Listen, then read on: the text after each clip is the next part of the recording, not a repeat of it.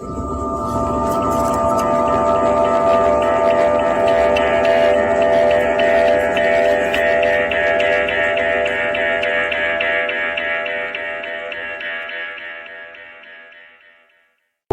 دوت سوفت وير. يقول لك لا، دي ابروتش او الاجايل بنقول عليه فريم ورك. فريم ورك مجموعه من المبادئ والحاجات اللي احنا بنشتغل عليها عشان نطلع السوفت وير بتاعنا.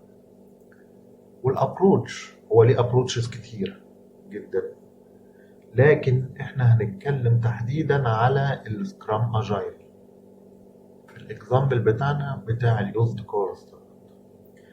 ايه ده يا باشمهندس؟ يعني احنا كده السوفت وير بتاعنا عشان نعمل له ديفلوبمنت هنستخدم الفريم ورك اللي اسمها سكرام اجايل. طب ممكن نعرف ايه هي السكرام اجايل؟ تعالى اقول لك هي مكونه من ايه. اول حاجه هتلاقيها عندنا في السكرام اجايل ان انا عندي مكون من برودكت باكلوج، وهنعرف ده فيه ايه. في عندي حاجه اسمها سبرنت باكلوج، في عندي السبرنت، وبعدين عندي في سبرنت ريفيو، وبعد كده عندي في حاجه اسمها سبرنت ريتروسبكتيف. ايه ده؟ مش فاهمين اي حاجه. طبيعي احنا لسه ما اتكلمناش عن حاجه. اعتبر الاجايل دوت او السكرام اجايل هي طريقه لاداره المشروع عشان تبتدي تفهم معايا. فكرته الاساسيه مبنيه على ان انا بثبت حاجه اسمها سبرنت. يعني ايه؟ يعني انا عشان اديفلوب، والله انا هحدد فتره زمنيه مثلا اسبوع او اسبوعين او 3 اسابيع او شهر، هيبقوا ثابته بتتكرر معايا. طيب خلينا مثلا نتخيل ان المشروع بتاعي مثلا هيبقى مكون من 6 سبرنتس، كل سبرنت اسبوعين. يعني تقريبا كده المشروع ياخد له 3 شهور. كل اسبوعين انا هاخد شويه ريكويرمنتس اشتغل عليها. يعني ايه اشتغل عليها؟ يعني اطبق الاس دي ال سي بتاعي، اعمل لها اناليسيس، واعمل لها يو اي، واعمل لها يو اكس، واعمل لها ديزاين، واعمل لها ديفلوبمنت، واعمل لها تيستنج، واعمل لها، واطلع في الاخر ديبلويمنت. كل اسبوعين هطلع ديبلويمنت بالفيتشر اللي انا خلصتها عشان العميل يبص عليها، بحيث ان انا بعد ال6 سبرنت دول السوفت وير بتاعي اتكون كامل. دي ببساطة الايه؟ الاجايل او السكرام اجايل. لو بصينا هنا مرة تانية على الرسمة بتاعتنا هنلاقي في حاجة اسمها برودكت باكلوج.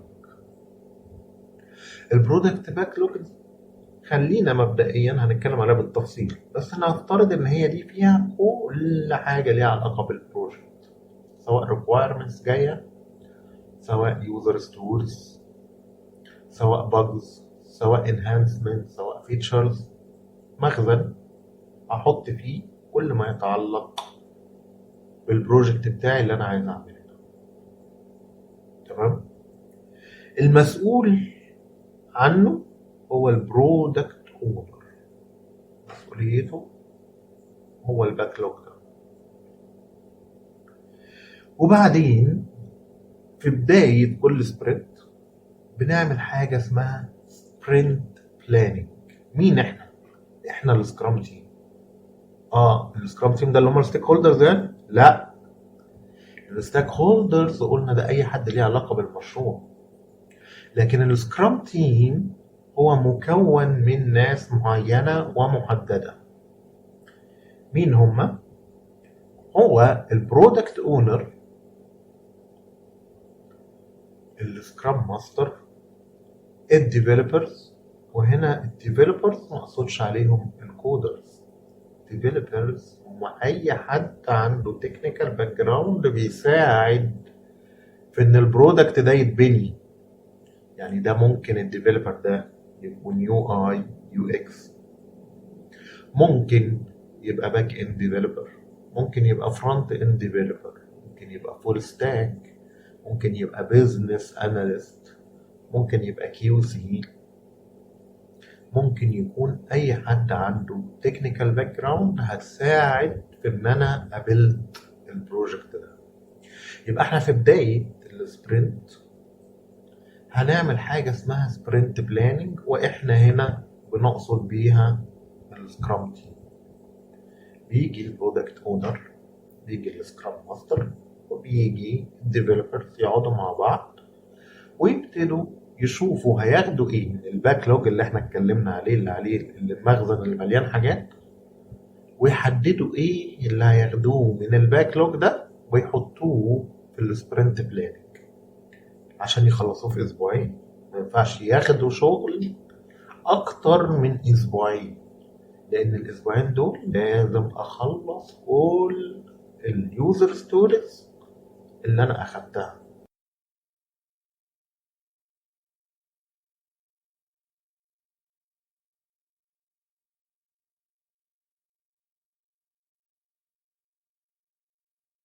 تمام. طيب خلال الاسبوعين دول السبرنت ديت المفروض ان كل التيم بتاعي بيشتغل. ايه ده؟ يعني ازاي كيو سي هيشتغل يعني وانا لسه ما عملتش حاجه؟ لا، ينفع يشتغل، هو ينفع يشتغل. بيعمل حاجه اسمها تيست كيسز او تيست سيناريوز اللي هو هيطبقها عشان يتست الفيتشر او اليوزر ستوري اللي احنا شغالين عليها. يجهزها ويحطها على الجيرا او على الايجر او وات ايفر. هنتكلم عليهم دول عشان لما الديفلوبر يخلص يبتدي يرن التست كيس. فاذا في خلال السبرنت ده التيم كله بيشتغل، كيو سي، بزنس اناليست، ديفلوبر، وات ايفر، كله شغال. طيب خلال السبرنت دي كل يوم بيحصل ميتنج الصبح تقريبا من 10 ل 15 دقيقة أو أي وقت في اليوم، مش لازم الصبح، بس هو يفضل الصبح. والميتنج ده كل فرد من التيم بيرد على 3 أسئلة: أنا عملت إيه امبارح؟ هعمل إيه النهاردة؟ في عندي أي مشاكل محتاج إن حد يساعدني عشان يحلها؟ بنقول عليها الديلي سكرام. بعد كده بعد السبرنت الاسبوعين ديت بنعمل حاجه اسمها سبرنت ريفيو. بيحصل فيها ايه؟ التيم بيقعد ويبتدي يعمل زي ديمو مصغر كده للستاك هولدرز. كل الانترستد في المشروع منهم الكلاينت يوروا له الشغل اللي اتعمل وياخدوا الفيدباك، عشان من الفيدباك ده يبتدي يطلع يوزر ستوريز تانية او ريكويرمنتس تانية او انهانسمنت تانية، او انهانسمنت هتتلغي او ريكويرمنت هتتلغي وات ايفر. بنقول عليه السبرنت ريفيو. واخيرا بيحصل حاجة اسمها سبرنت ريتروسبكتيف. ايه السبرنت ريتروسبكتيف دي؟ ايه حاجة تانية غير السبرنت ريفيو؟ ديت بتحصل ما بين التيم وبعض. الستاك هولدرز ما لهمش دعوه، سكرام تيم هم اللي قاعدين بيعملوا الريتروسبكتيف ده. يبتدوا يشوفوا طرق اخرى عشان يعملوا انهانسمنت للورك، يكبروا الحاجه اللي بيعملوها او ياخدوا فيتشر احسن او يستخدموا طريقه شغل افضل وات ايفر. ايه هي؟ هو دوت عشان سيلف انهانسمنت، ان انا كاجايل تيم اطور من ادائي. ده بنقول عليه ايه؟ سبرنت ريتروسبكتيف. اطلع منه بقى ليسونز او وات ايفر استفاد منها بعد كده. تمام. ده ببساطة الاجايل او السكرام اجايل. طيب في شوية ايفنتس مهمة احنا اتكلمنا عليها، عايز بس أأكد عليها. انا عارف انكم زهقتوا، بس عشان ايه تبقوا معايا في باقي الفيديو. اول حاجة، في عندي حاجة اسمها سبرنت بلاننج. ده اول ايفنت عندي اللي التيم بيعمله، الاجايل تيم او السكرام تيم هو اللي بيعمله. وده بيبقى ما بين البرودكت اونر والسكرام ماستر والديفلوبرز. بيعملوا ايه؟ بيبتدوا يشوفوا ايه الريكويرمنتس اللي هنشتغل عليها السبرنت، وبيعملوا حاجات تانية هنتكلم عليها. منها حاجة اسمها ويتنج، حط لكل يوزر ستوري ويت بوينتس ريلاتيف سايز، هنتكلم عليه برضو بالتفصيل، ويطلعوا منها التاسكات ويعملوا استيميشن ليها. الايفنت التاني اللي هو الديلي سكرام، اللي هو من 10 ل 15 دقيقة وبنجاوب على 3 أسئلة. عملنا ايه امبارح، هنعمل ايه النهارده، لو عندي اي مشاكل محتاج ان حد يساعدني فيها ويحلها، او محتاج حاجة من حد يعني. وبعد كده الايفنت اللي بعد كده اللي هو السبرنت ريفيو، اللي احنا بنعمل ديمو للستاك هولدرز على الشغل اللي اتعمل. واخيرا السبرنت ريتروسبكتيف، اللي هو التيم بيعمله ما بينه وما بين بعضه عشان يشوفوا better ways ويحسنوا من أدائهم ويطلعوا lesson learned وحاجات كتير جدا عشان يحسنوا من الأداء بتاعهم.